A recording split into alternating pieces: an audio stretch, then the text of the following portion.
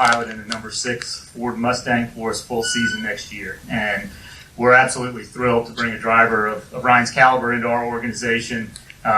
We truly believe that he fits extremely well with the culture that Jack has built and is going to help us compete for wins and championships next year. So, Ryan, real appreciative of your desire to come over and be part of the team, and really excited about what we can do together next year. Thank you. I've always been a big appreciator of the history of our sport, and I think that a big part of that has always been Roush and Roush Racing and what Jack's done and contributed to all forms of motorsports, but specifically in the Cup Garage here, has created a great namesake and an opportunity for me for next year. So I look forward to the opportunity of driving and with the ultimate goal of winning. I'm in a position where I've never wanted to stop, never wanted to quit, never wanted to retire, and want to win a championship. So I look forward to this opportunity. Obviously finishing out this year as strong as we both can in our respective positions, but at the same time, with enthusiasm for the Daytona 500 in 2019. I'd like to start by thanking Matt Kenseth and Trevor Bain for being the most recent custodians of the number 6 car. They've done a good job. Matt has brought to us some ideas to make our car better, but before I get into that, I'd like to say that Trevor has been one of the finest individuals that I've ever had to meet in and out of either in or outside of stock car racing. And it's been a great pleasure to work with him, to watch him grow, and to share his success he had in the Xfinity Garage, as well as the success he had with the Wood Brothers when he was running a partial schedule with them on loan from us. Matt was identified by Martin as somebody that had his ideas and his and questions about the handling of the car and the interaction they had when Matt was just getting started as a rookie back in the early 90s. Encouraged Matt to ask me to give encourage Mark to ask me to give Matt a chance to see what he could do in one of our cars. And when we got ourselves into a situation where the setups weren't working as well as they'd like to early in the year, we had a conversation with Matt, and he agreed to come back. And even though the results haven't justified the effort, we've had more speed in our cars, and we've got a direction that's going to be clear that'll make better race cars and better racing for our fans going forward. Ryan Newman has been one of the most fierce drivers that we've faced on the racetrack for his 9 years of being involved with the sport. He has demonstrated himself to be have good values, and one of the things that a driver has to have is a code that makes sense to other drivers. And whenever you raced Mark, you knew what to expect, and whenever you raced Matt, you knew what to expect, and whenever you used Ryan, you could know what to expect there as well. But I look forward for that working in our favor as it's worked to our negative side on a few occasions over the years. But we've never had a quarrel with Ryan. We've always respected what he did and respected where he was coming from, and the fact he's got an engineering degree makes him more valuable to me as a driver than he might be without that, with his fierce competitive history. We look forward to going down the road for a number of years. I can't say how many, but for a number of years, and to be able to win, compete for runoff positions late in the years, and to race for championships as well as to race to win races on a weekly basis. Ryan, did you notice Jack made you a little bit younger than you actually are there? 9 years. Yes, 9 years, yeah. But I won 18 races, so I was more worried about being called a custodian. I just want to be a race car driver. Yeah, you might get called lots of things in our camp at different times, so it's fine. All right, with that, we will open it up to questions. Mr. Pockers? And Claire. Bob Pockers, ESPN. Will Matt Kenseth have any role, and can you also with the team? And can you also do you have any sponsorship to announce? I've hired him on as a driver coach. You can tell him that after this. We'll let you break that news to him, Bob. No, I think it's a good question, and maybe touching on a little bit of the Matt story, I think, is appropriate at this time. I know Jack gave you a little bit of insight, but it was obviously an unusual situation this year when we elected to bring Matt on board in the middle of the season. And obviously some of the reasons that Jack mentioned is just, his ability to diagnose cars and obviously his long history with our organization. And, again, if you ask Matt how it went in his kind of self-deprecating nature, he probably would say he hasn't helped at all. But from our perspective, he's been invaluable. And he's really helped us kind of move the needle and try to focus on what we need to do. We went into that relationship with the intent that the primary focus was on 2018. And we always kind of had in the back of our mind, we'll see how it plays out for 19. And we had some intent about where that would go. But we always kind of left the arrangement with Matt that he would come back and we would sit down in late August, early September and have a dialogue about what the future looks like. And so that's the way it played out. And he came and sat down with me and said, when he was looking at everything, talking to his family, considering at what stage he is in his life, meaning that he's got 4 young girls, he's been on the road for almost 20 years, kind of sacrificing a lot of family time, but he just wasn't prepared to run full time.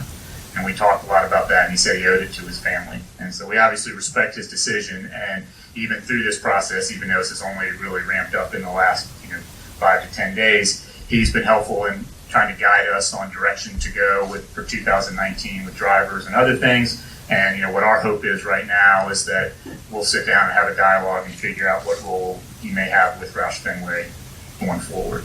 And then Bobby, the second part, I know you guys have been hounding us for the last couple of weeks asking about what the driver situation was, all with appropriate questions. And so we'll have this conference just really focus on the driver situation and the fact that we're pretty fortunate to have Ryan come on board. And then as we get into the coming weeks and months, we'll start talking about some of the partner situation. Claire? Claire B. Lang, Sirius XM NASCAR Radio. I know, Ryan, you just don't want to drive anywhere, so I know you assessed Roush Fenway Racing. What do you find there at Roush Fenway that is interesting to you? What do you think you can lend? And what experience or what can you bring from the other companies you've worked for into Roush Fenway, do you believe? Going back to my initial statement, I think the history is an important thing. If you look at the history of Jack Roush in all forms of automotive relationships, it's huge. From a performance standpoint, what they bring with Roush 8's engines, the people, everything that's built and invested is there to stay. And as Steve mentioned, it's just an opportunity for me to help them grow their program from where they have been and to hopefully where we all want to be. And I think that we have both an equal opportunity of doing that. Can you bring, what you learned? I think obviously you bring a level of experience, and that experience is good experiences and bad experiences, whether it's, a shock or a spring package or dealing with certain people or, different kind of programs and how things are run, shop layouts, different perspectives I would say that I've kind of kept in the back of my mind that make an impact on the end result of being successful. But it's all those things from everywhere, from the time that I grew up, working and racing them out of my dad's shop to the different cup organizations I've been a part of. We'd probably say Ryan's being a little bit humble there because we think he's fairly unique in the garage with his engineering background, with the number of different teams and manufacturers that he's seen, and we think that's going to help tremendously as we're trying to take that next step. Next. Okay. DebWilliamsRacingToday.com. This could be for Steve or Jack, but you mentioned about sitting down and having Matt Kenseth assess everything and what he felt that you needed. Is it something that he said that led you to Ryan because of Ryan's engineering background and his experience? And if so, what was it? Was that something that Matt told you needed that led you to Ryan? Well, I guess maybe in kind of clarify what I was saying. I think Matt over the last few months has been working with our whole competition side and with Ricky and the other drivers to try to isolate areas where we need to continue to improve. And I think he's really helped in that fashion. When I actually sat down with him, we weren't having a technical discussion. It was more kind of about his future, what he wanted to do, what he had on the horizon, and kind of when he settled on the fact that it really was time for him not to commit to full-time racing. When we talked about the different drivers that were out there, I mean, he had a big endorsement for Ryan. Obviously, they've raced against each other for a long time, and he, thought that he would fit in extremely well with both the culture that we have and where we're trying to go. Don Jeffrey, CSBN Media. Ryan, you first came into the series, you got the nickname the Rocket Man, but over the years you've earned the title as the hardest driver to pass on the circuit week in and week out. So what type of respect level does that, and pride for you inside and the respect of the other drivers mean to you? Yeah, I guess if I go back and think about it as being called the Rocket Man, that was a time where I was winning poles left and right. It just kind of came easy, and we had cars and, kept track position and never really, not a lot of people had a chance to pass me. And then as, some of that started to deteriorate, we weren't winning poles, we were having to race a little harder. I amped up my game of not letting guys by. And, I never had the guidance of a Mark Martin to teach me give and take. And it took me a couple of years, I would say, to learn the right time to give and the right time to take, and the right places on the racetrack to do that. Equally as important. So, I think just, overall, just, my experience in the past of all the things that I've done, and from a qualifying standpoint back in the day, I've been a little disappointed, quite frankly, recently, to not even had a pole in the last, 5 years. So I look forward to that opportunity changing. Steve Wilson, BillyJohnJess.com. With your unique background in engineering, and this is for either Jack or Rob, how much of that do you feel that you're going to be involved with the conversion in 2019 to the package and to the new body structure? And how much do you think that can sway Roush Fenway Racing back to a performance level that they used to be?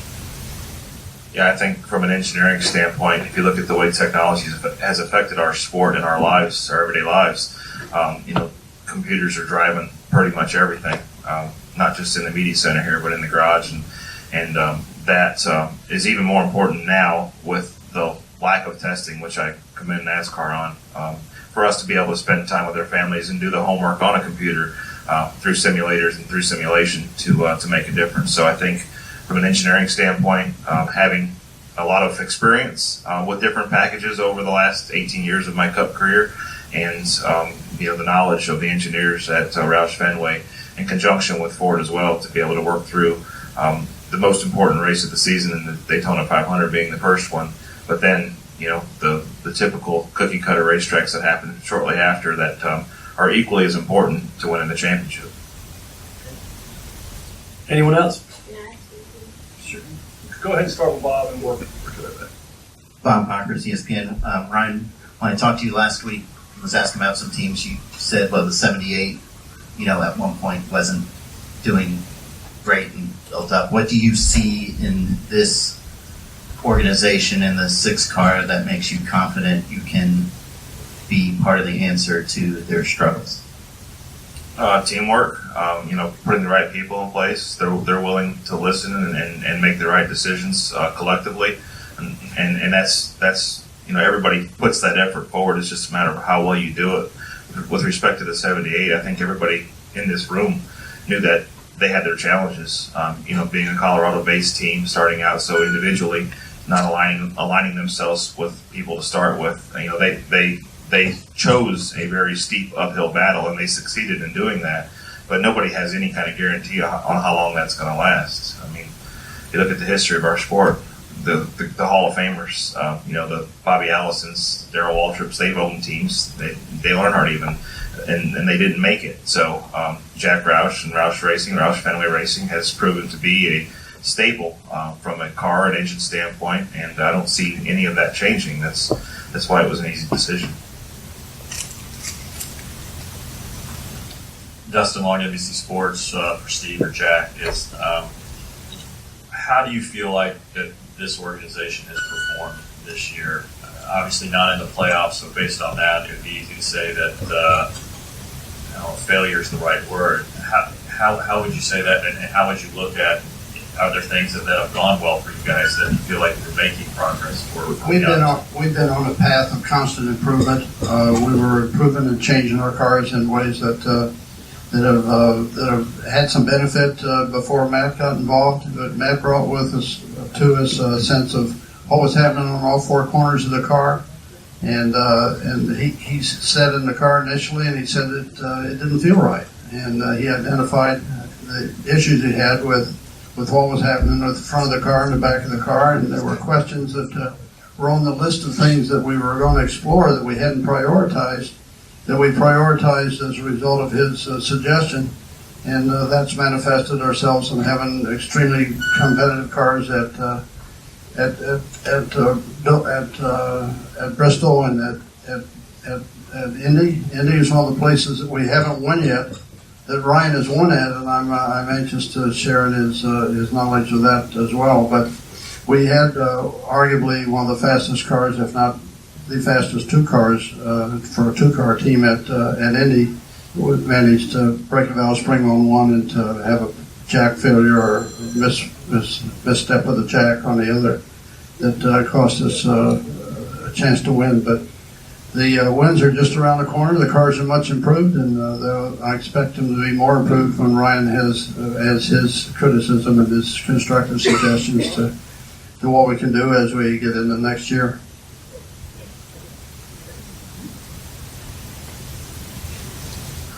Ryan, you started your NASCAR career with Ford.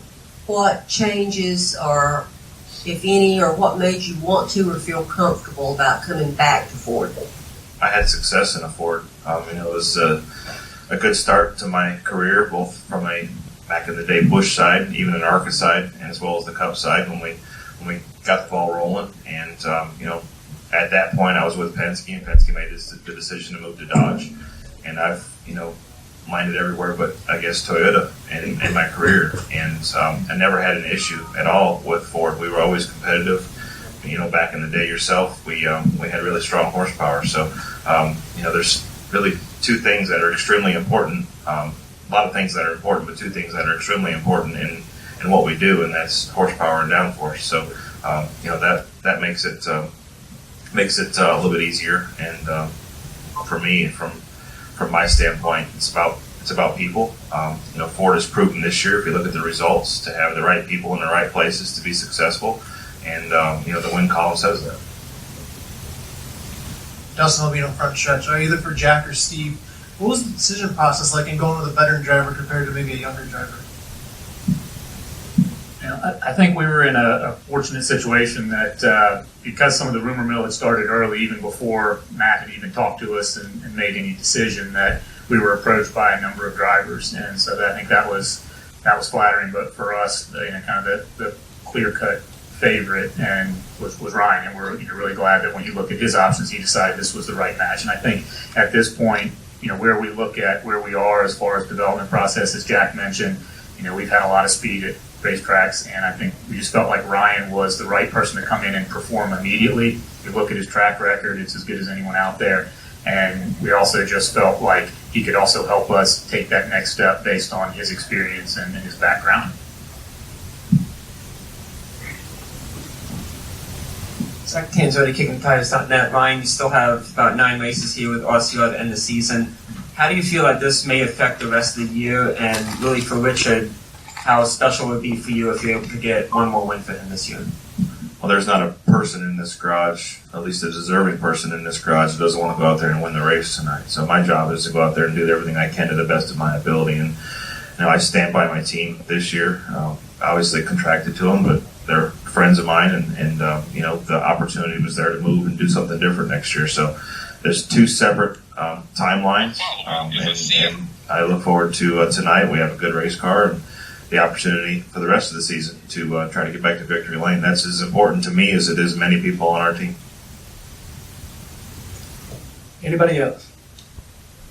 Ryan, I know you had something to talk about the hurricane relief. Yeah, I want to take a second. I know it's there's a lot of people from the East Coast here, but my wife has done a lot in the last week with the efforts of Code 3 Associates and IFAW, which is the International Foundation for Animal Welfare, to put in a lot of time and effort with Hurricane Florence down in the I guess it's the perimeter of Wilmington, in I guess it's Burgaw County, something like that. So I've got a pretty extensive list of pictures and videos and stuff that she sent me, but really special. The way a lot of people in the NASCAR community, as well as fans from the outside, have contributed and supported her. So just really proud of what she is doing with those two groups and what we have at the Rescue Ranch. She is a very passionate woman when it comes to animal care and animal loving. And some of the things that she has seen, like last night was a good example. She wouldn't even tell me that she didn't want to talk about it. She just, let's talk about something else. So, it's been something that's kind of weighed on my mind this past week with her being gone, kind of being Mr. Mom, and at the same time knowing that she's doing the right thing and helping out. So, just want to say I'm proud of her and everybody's support of her in that situation. We want to thank everybody for the time. We'll let you get back to your race day preparations. Thanks.